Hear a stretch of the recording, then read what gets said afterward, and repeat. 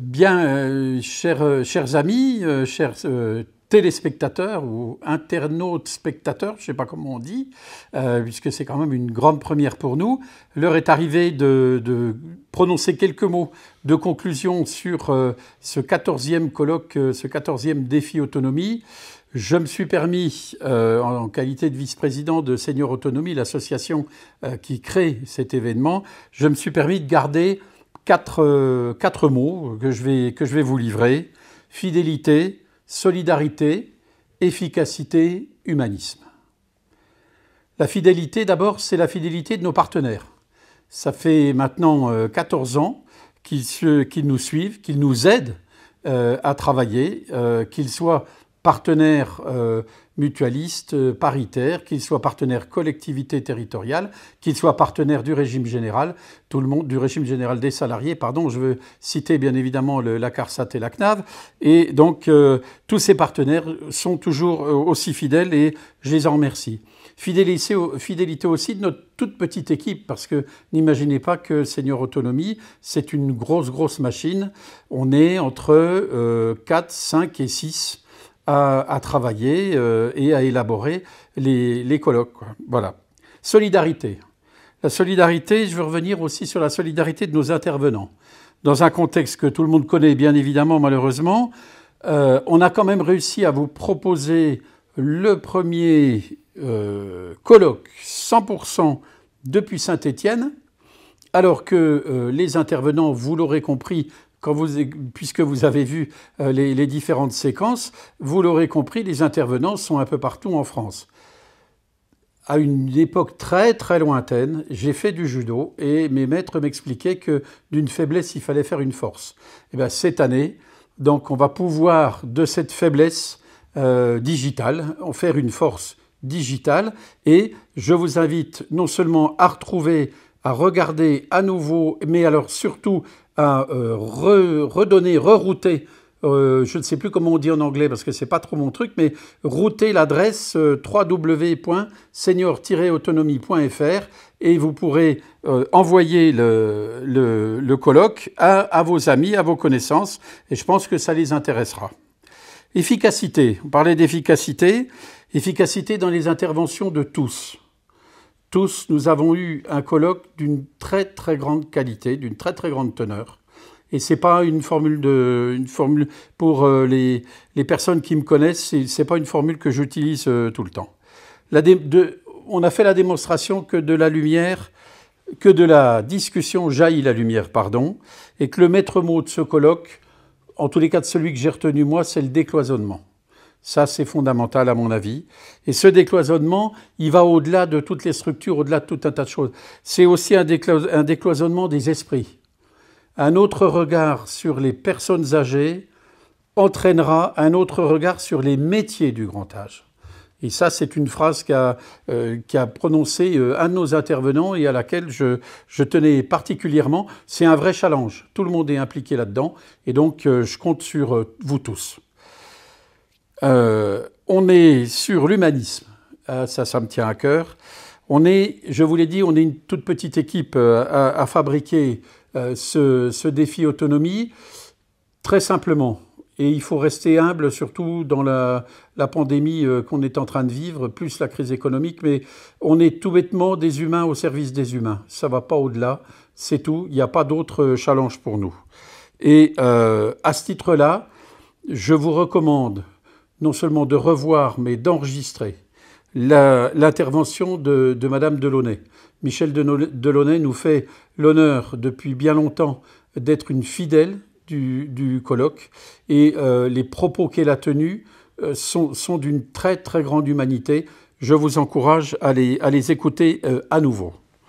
Elle nous propulse dans le monde que nous cherchons et on a eu des interlocuteurs dans les tables rondes précédentes qui, eux, nous montraient le chemin ou les chemins à suivre. Il n'y a pas qu'un chemin, il y a des chemins et ces chemins pourront nous faire tous ensemble grandir et je pense que ça, c'est très intéressant.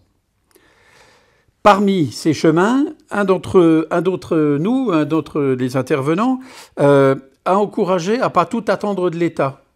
C'est un mal un peu français, c'est vrai, mais on n'attend pas tout de l'État et on se prend en main. On se prend en main à travers l'État, entre guillemets, puisque là, on va parler de choses obligatoires, d'assurance obligatoire, mais on se prend en main aussi, avec les mutualistes, avec les paritaires, on se prend en main pour créer, pour faire de la prévention, pour continuer à faire de la prévention et pour pouvoir adapter, offrir des solutions de mutualisation du risque. Ça ne reste qu'un risque, et un risque, il est assurable. C'est depuis toujours, et en tous les cas, c'est le fondement des ordonnances de 1945 sur la sécurité sociale. Et puis, pour pas être trop long, je voudrais signaler dans ces deux crises, à la fois sanitaires évidemment, qui sont sur un plan humanitaire absolument ahurissantes, mais financières aussi, parce qu'il faut parler de la réalité, j'ai souhaité finir sur des notions d'espérance. Alors ces notions d'espérance, tout le monde le connaît ça. Tout le monde sait ce que c'est que la boîte de Pandore. Rappelez-vous de ce qui reste quand Pandore ouvre malencontreusement la boîte. Toutes les saletés s'en vont. Pandore referme la boîte et qu'est-ce qui reste que dans la boîte? Dans la boîte, il reste l'espérance. Eh bien, soyons tous des Pandore et ouvrons la boîte pour que l'espérance ressurgisse et que l'espérance arrive. On a des petits signes. Tout petit, c'était la semaine dernière. On a des petits signes. La semaine dernière, on nous a annoncé 2 vaccins. Seront-ils efficaces ou pas? Je ne sais pas, je ne suis pas un scientifique pour le dire, mais il y a de l'espoir. Et l'être humain n'avance que quand il y a de l'espoir. Il ne peut pas avancer autrement. Voilà. La dernière chose que je voulais vous dire tout simplement, c'est que l'année prochaine, on vous donne rendez-vous pour le 15e. Et comme on aime les chiffres ronds, eh bien on fêtera ça et on le fera à la fois en présentiel, j'en suis sûr, et aussi en virtuel, en digital comme on dit aujourd'hui, même si je ne maîtrise pas. Mais on le fera des 2 manières pour qu'il soit le plus convivial possible et qu'il apporte le plus de bonheur possible dans quelque chose qui nous tient à cœur particulièrement, c'est le bien vieillir. Je vous remercie et je vous dis à l'année prochaine avec beaucoup de bonheur. C'est une sorte de tradition historique. Moi, je ne suis pas stéphanois d'origine, donc je peux en parler librement, puisque je n'ai pas d'ancrage qui soit tel qu'on puisse me taxer de duplicité. Franchement, la mutualité est née à Saint-Étienne. Les grandes luttes sociales sont d'origine stéphanoise. La grande industrie est d'origine stéphanoise. Globalement, on est dans un pays de créateurs. Bon. Un pays de créateurs qui se veut maintenant quasiment international, soyons clairs. On est parti d'un colloque départemental, voire stéphano-stéphanois, pour arriver aujourd'hui, les circonstances aidant, on en a parlé au début du colloque, débouchant sur une sorte de capacité à diffuser un peu partout. Eh bien, nous espérons que cette diffusion sera la plus large possible. Moi, je suis impressionné. Je le dis maintenant, là, alors qu'on devrait être festif en train de décompenser. C'est vrai. Bon, on n'a pas trop de décompensation autour de nous, mais on va aller jusqu'au bout. On est dans une logique où les intervenants ont été à la hauteur de l'événement.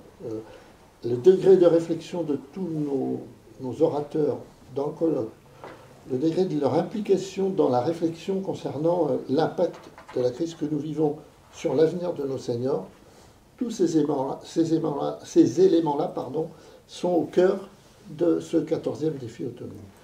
Et je crois que c'est cette capacité à analyser annuellement, ici, avec tous les acteurs que nous avons autour de nous, le comportement de notre société par rapport à ces personnes âgées et la capacité que nous avons les uns et les autres à les prendre en charge, c'est autour de ça que se crée l'intérêt du défi autonome.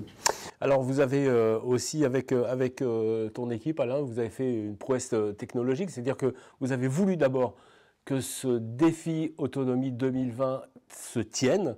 Ouais. Ça n'a pas été facile avec tous ces rebondissements depuis des mois et des semaines où on nous confine, on nous reconfine. Vous avez malgré tout tenu à défier la technologie et on a vu que finalement, de toute la France, les colloques et les intervenants ont pu se tenir.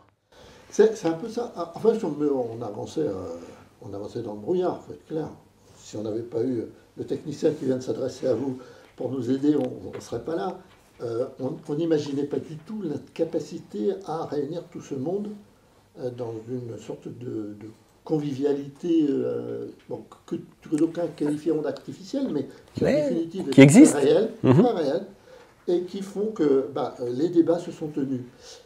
Et je vais peut-être ajouter ça avec un degré de concentration des acteurs qui est sans doute supérieur à celui qu'ils ont quand ils sont sur scène au Palais des Congrès, où ils sont beaucoup plus concentrés, peut-être conscients du fait qu'il y a beaucoup plus d'auditeurs potentiels, et peut-être aussi qu'ils s'inscrivent dans une histoire plus pérenne, parce que demain, on va pouvoir, dans les podcasts, reprendre leurs propos, les disséquer, les réfléchir, etc.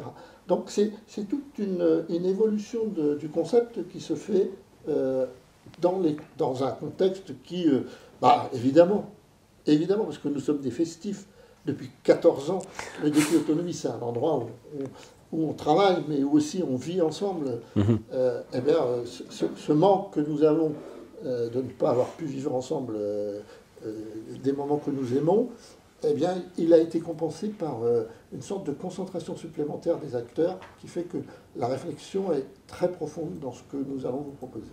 Alors, évidemment, Alain, ce défi 2020 vient de se terminer. Vous avez forcément le 15e dans la tête. Ah ouais. Alors ça, c'est quand même la cible. 15 ans. Qui va en parler quand 5 ou 6 cadres de la Sécu se réunissent dans une salle en disant un truc, et puis que 15 ans, 17 ans après, parce que nous, ça fait 2 ans avant le premier colloque quand même, quand 17 ans après, on en arrive au stade où on en est, on ne peut pas louper le 15e anniversaire. Alors, ceci étant, le 15e anniversaire, il a besoin de tous. Et donc nous, on a véritablement, et là je m'adresse à notre public, on a besoin que vous nous disiez de quoi vous vouliez qu'on vous parle. Vous voulez qu'on vous parle, à l'occasion de ce 15e anniversaire. C'est quoi les sujets qui nous préoccupent? C'est quoi les thématiques que vous voulez qu'on évoque devant vous? Les ateliers de prévention, c'est quoi la prévention dont vous voulez? Le salon, c'est quoi les informations dont vous avez besoin? Et puis le colloque, c'est quoi la réflexion que vous voulez que nous portions devant vous à l'occasion de ce 15e anniversaire? Eh bien, nous, on va commencer à travailler dans 8-15 jours. On va laisser se reposer nos équipes un peu quand même. Notre petite équipe, toute petite, mais elle va se reposer un peu. Dès début janvier, on est en route vers le 15e. Eh bien, n'hésitez pas, sur les liens que vous connaissez pour venir vers nous, à nous dire de quoi vous rêvez, de quoi vous voulez pour le 15e défi autonomie. Et on se retrouvera tout début novembre, ensemble, pour ce magnifique anniversaire. Et on mettra donc tous les spécialistes à votre service. Merci beaucoup, Alain. On va citer Maryse, on va citer Michel, on va citer Philippe aussi qui a travaillé. On va citer Corinne pour les ateliers. On va citer tous ceux qui travaillent avec nous dans la bonne humeur, dans l'envie de faire les choses comme il faut. Eh bien, merci à vous si vous êtes avec nous et que vous nous avez accompagnés jusqu'au bout. Et on a rendez-vous très vite maintenant. Merci. Merci. Au revoir.